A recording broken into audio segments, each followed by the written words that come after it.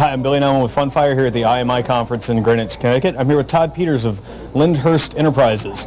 And Todd, when you look for managers to recommend to your clients, you tend to stray from the style boxes. You think there's a lot of value that can be added by giving freedom to managers, freedom to roam, so to speak. Why? Can you explain more about that? Yeah, absolutely. To me, it kind of takes investing back to what it was 50 years ago, and that is your idea is to find the best ideas for your clients. To go out, do your research, have your strategy, but then wherever you have to implement that strategy, do it. And the beauty of going outside of the style box is you're essentially taking the handcuffs off of these talented managers to let them do their job. The real critical thing is to understand the strategy that the manager is implementing so that you can understand what to expect from that strategy.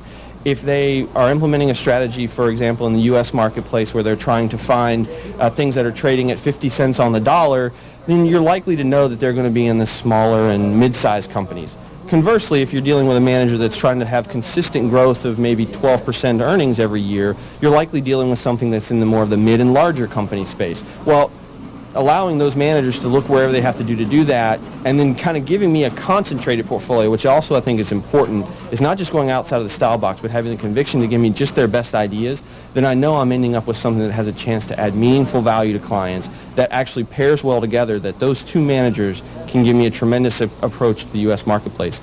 Manage risk, manage volatility, but at the same time have a chance to add value.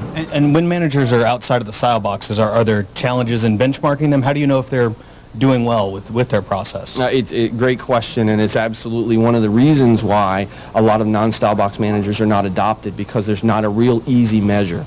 Part of it has to come from the managers educating the consultants or educating the end user.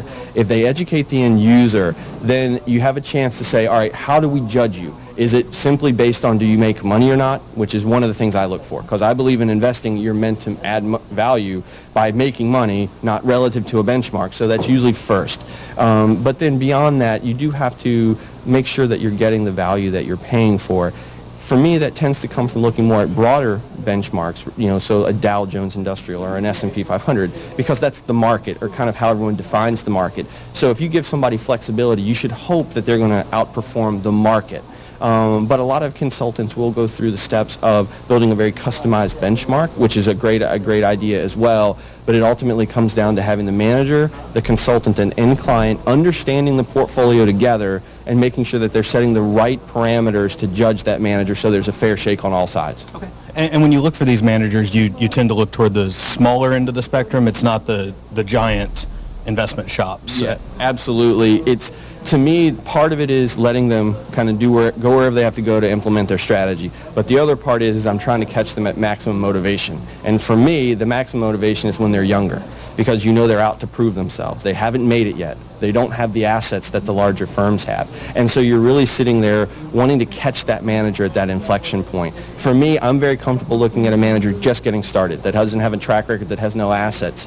But, a lot of people want to have not to be first, so if you can catch them at where they have 50 million or 100 million, it's the owner-operator is the one that's doing the work, they're fully invested, that their money and their motivation is right beside you because they're trying to make that name for themselves. You find somebody with that motivation that's good, that knows how to really research and find ideas and can build a portfolio without the confines of a style box.